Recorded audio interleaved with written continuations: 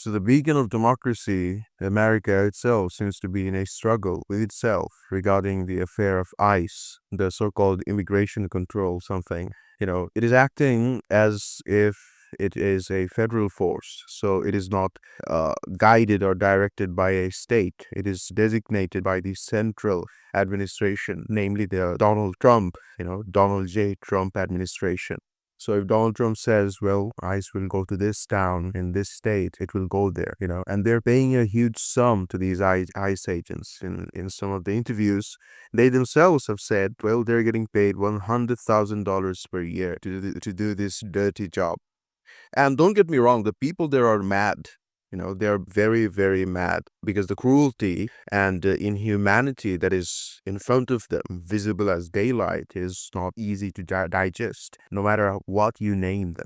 So America, as of now, seems to be in this struggle. Their democratically elected president, Donald Trump, who at the time of election was, I think, the most famous guy in America in terms of the choice to be decided as being a president. But now, hey, I think, in my opinion, if a dog runs against Donald Trump, he's gonna win. The hatred that people have for Donald Trump. And you can sense it, before the election, you kind of knew, yes, Donald Trump is going to get elected. Kamala Harris doesn't have that, cool factor around her. And Donald Trump appeared in different pop platforms. He was cool, kind of. He had that, and what I mean by cool is being a populist. The population loved him. He won states that historically voted left, but in this term for Donald Trump, they voted for him, the right. But again, it's for nothing. Now his policies, when it is at their doorsteps, the voters themselves, like in liberal places like which are full of like immigrant population, his Gestapo thugs, meaning ICE, whatever the fuck that is, they're going in there, cracking down brutally. What you'd call like the ex-governor, I forgot that guy's name. He's really famous. Like there's a clip of him in like a show. He argues for dope legalization, marijuana legalization. Very famous guy, very well-spoken guy, old dude. He says America has become a third world country. Why? Because the army, meaning the ICE, because ICE is dressed up and they have the machinery and they're trained as being like military operatives. So they're in the fields, they're in the roads, they're in the neighborhood.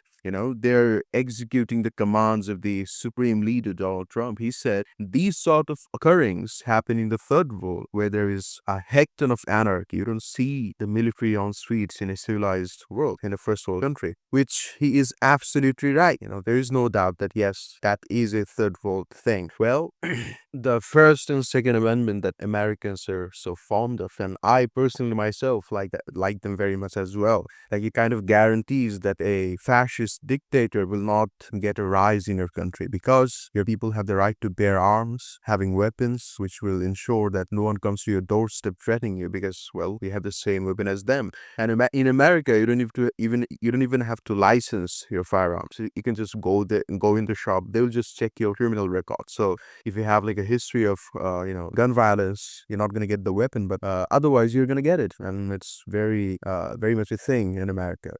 So that kind of ensures that a dictator, whatever we understand by the word dictator, doesn't get a proper rise in their country. But it's not working visibly, isn't it? Because let me tell you why.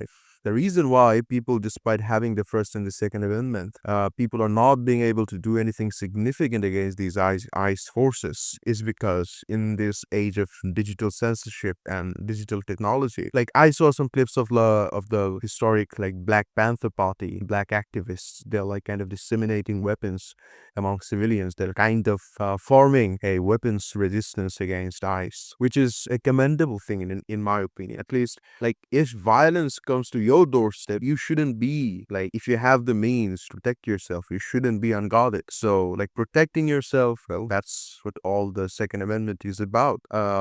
They're doing it, but still. So here's the scenario. If the common people in America, they take arms, they start shooting ICE agents, what will happen is there will be a full-blown genocide against this. They're going to hunt down every single black activist and they're going to kill them. If not kill them, if not killing them, they will imprison them for indefinite time. They're going to persecute them as terrorists. And even that's the reason why people are just filming them, and still ICE agents are coming to the, pedestrian film, whoever hanging out with a camera recording whatever the fuck they're doing, like torturing people on streets, and they're coming up and like, well, bashing the phones. Like that's the level of insanity. That's the level of impunity that they have been given. Like the recent case that kind of struck people very a very wrong way. It was that killing of the woman who wasn't even doing something. She was just there. I think she said something. I don't even fucking know. She didn't have any weapons. She got killed, like cold-blooded killing. That kind of gave in to the mass protests that are happening.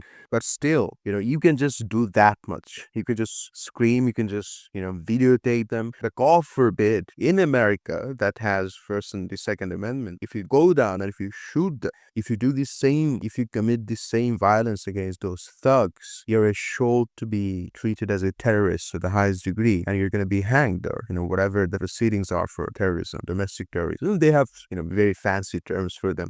Well, that's going to happen to you. So you see the shamness of all of it, like in this digital age. First and Second Amendment have been, they have like, how many ICE agents will you take down in one, violent clash? Two or three, four or five. Let's say you take out one platoon of ICE agents. Well, the next day your whole neighborhood will be fucking nuked. There will be official U.S. military agents in your doorstep fucking killing you or taking you in for whatever the fucking investigation is. So, well, then how does First and Second Amendment even matter in this situation? There's this conversation is getting too big, I understand, but it's important. Like, there was a film, if you guys know it, The Gray State. It was directed by a guy who was like some ex-military guy, and the shocking thing is he was found dead.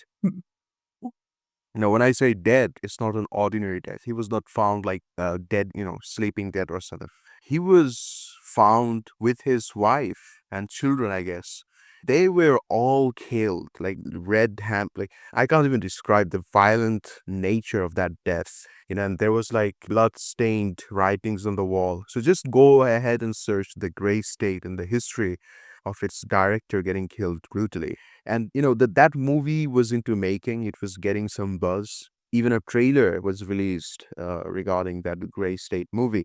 And in that, the director showed how there will be FEMA, as there is, created by Obama.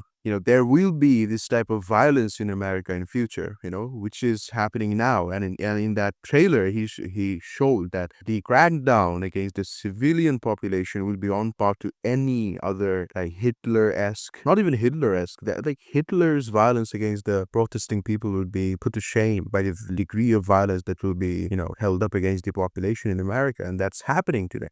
So definitely look into that Ray State and the killing of the director of the Ray State movie. So to say the least, so the first, like, despite having such a goated constitution as USA has, the First and Second Amendment constitution, still their people are sheep. Their people are being treated as sheep. They cannot do shit against the bullies on the block. Bullies who come up to you like, despite, like, you can clearly see someone, like, they're so aggressive and they're so bad faith actors, these ICE agents. They can clearly see someone, and you as like a foreign pundit, you can see and understand, well, this guy is a fucking native, But just because they don't like this guy, they will go up to him and like say, show your papers. And if you can't show the fucking papers, they're gonna take him into whatever the fucking ICE facilities that they have created. And the funny thing is, in the Gray State movie, they also, in the trailer for the Gray State movie, they also show those detention centers, which are this basically a fancy way to call, name a killing chamber, whatever.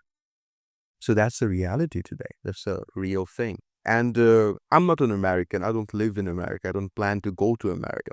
But what's the reason I'm making this video? The reason is, America to me for the longest was like an example, a shining bright example of the freedom that a commoner can have in a country. But now it also seems to be vanishing, the beacon of freedom, despite all the horrendous acts of America against third worlders like me.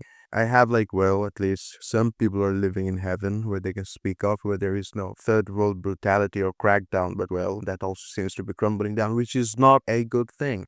No place should be burned down, So, yeah, so that's like a freaking depressing reality that the people of America is going through. And it's not a good example. It doesn't set a very good example, That's it.